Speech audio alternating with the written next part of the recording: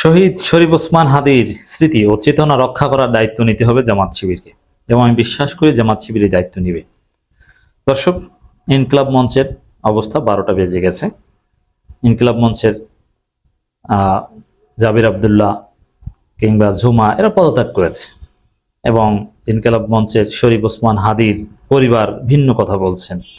মানে একটা জটিলতা তৈরি হয়েছে, মানে ইনকিলাব মঞ্চ কার্যত ধ্বংস হয়ে গেছে। এখান থেকে ফিরে আসাটা কঠিন।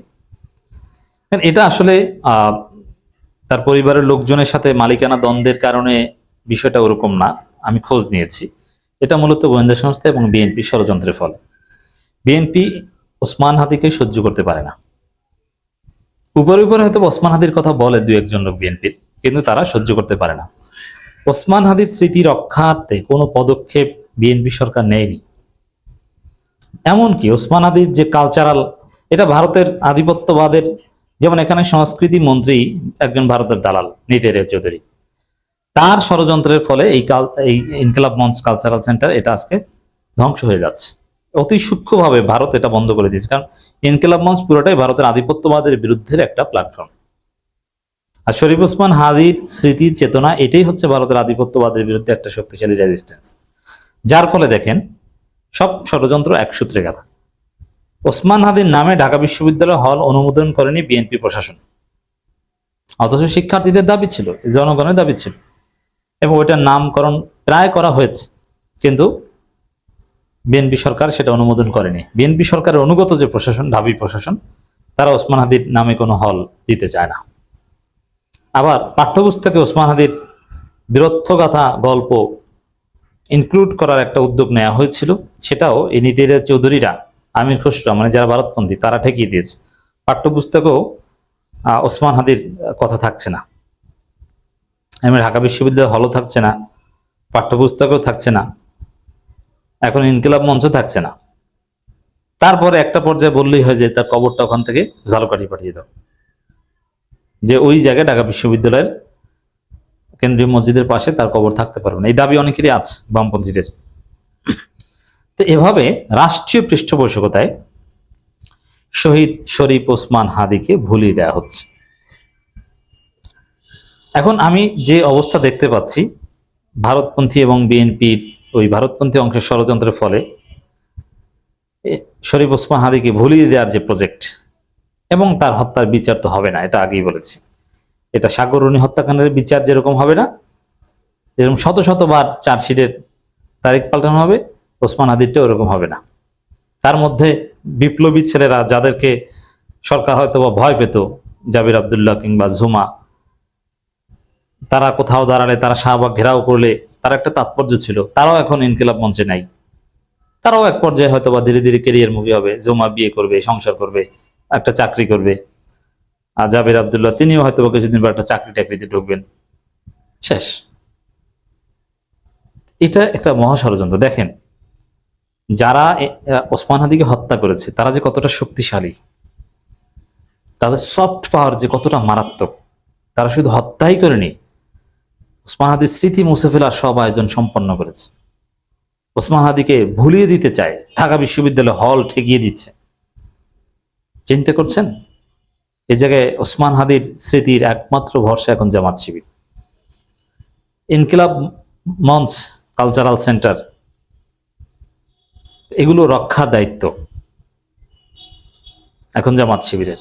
তারা যদি টাকা পয়সা দিয়ে বা নানানভাবে, হ্যাঁ, এখন জামাত যদি ওটাকে তাদের দলীয় একটা প্ল্যাটফর্ম করে পছন্দ মতো করতে চায়, এটাও হবে না। যেহেতু এটা জামাতকে আমি টেনে আনছি কেন, ইনকিলাব মঞ্চের পাশে কালচারাল সেন্টারের পক্ষে এখন কেউ নাই, ওটা কার্যত ভেঙে গেছে।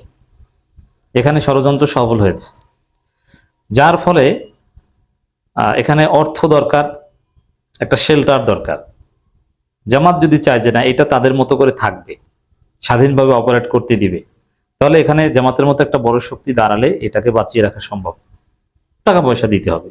বাট জামাত যদি একদম নিজেদের মতো করতে চায়, তাহলে ইনকিলাব মঞ্চের আর সুপ্রিমেসি বা বিশেষত্ব থাকবে না, তাহলে হয়তোবা টিকবে, কিন্তু যে উদ্দেশ্যে শরীফ ওসমান হাদি এটা করেছেন, বা শরীফ ওসমান হাদির যে ইনকিলাব মঞ্চ, ওইটা আর থাকবে না, তখন হয়তো বা জামাতি মঞ্চ হয়ে যাবে।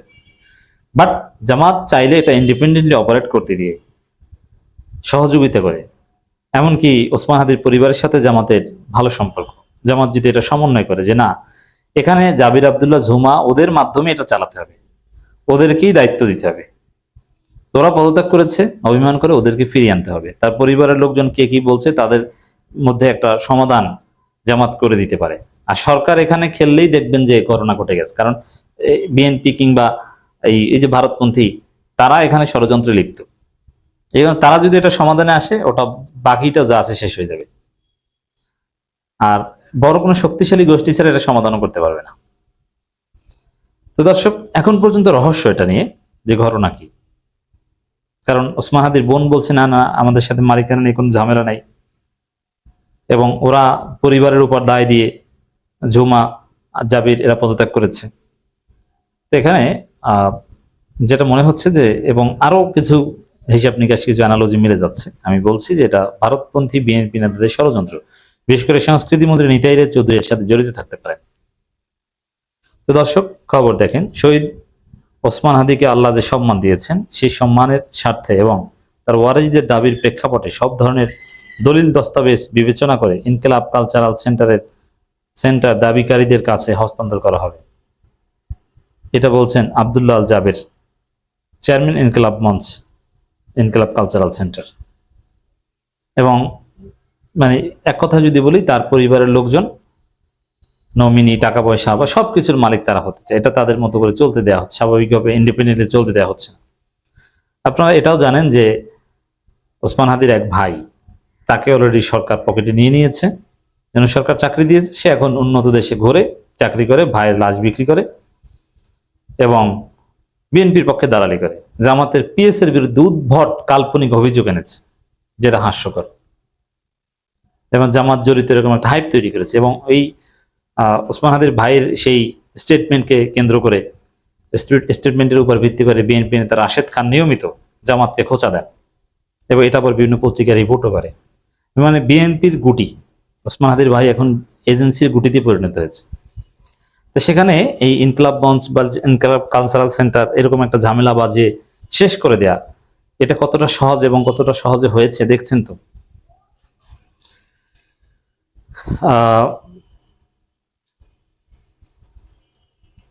আব্দুল্লাহ আল জাবের উল্লেখ করেন, শাহাদত বরণের আগে শহীদ ওসমান হাদি ইনকিলাব কালচারাল সেন্টার পরিচালনার জন্য একটি ট্রাস্ট গঠনের উদ্যোগ নিয়েছিলেন, তবে জীবদ্দশায় সেই কাজটি সম্পন্ন করে যেতে পারেনি তিনি। তবে এখনো যদি জামাত শিবির চায়, তারা যদি কোঅপারেট করে, একটা ট্রাস্ট গঠন সম্ভব। এখানে টাকা, আইনি সহায়তা, আর অনেক কিছু দরকার। এখানে আমি মনে করি যে ব্যারিস্টার ফুয়াদ, শিশির মনির এরকম কিছু লোক যদি উদ্যোগ নেন, এটা লিগ্যাল বিষয় ঠিকঠাক করে দিবেন, এবং টাকা পয়সার ঘাটতি বা এগুলো যা আছে এটা ঠিক করে এরকম ঝুমা জাবির ওদের মাধ্যমে পরিচালনা করবে। এটা সম্ভব। নইলে কালের বিবর্তনে ওসমান হাদি হয়তো বা আমাদের হৃদয়ে থাকবে, কিন্তু পরবর্তী প্রজন্ম থেকে হারিয়ে যাবে। কারণ পাঠ্যপুস্তক বা এরকম কোনো সেন্টার না থাকলে পরবর্তী প্রজন্মের মধ্যে অটোমেটিক্যালি ঢুকে না। এখানে বিএনপি ওসমান হাদিকে ভুলিয়ে দিতে চায়, এটা হচ্ছে আসল কথা।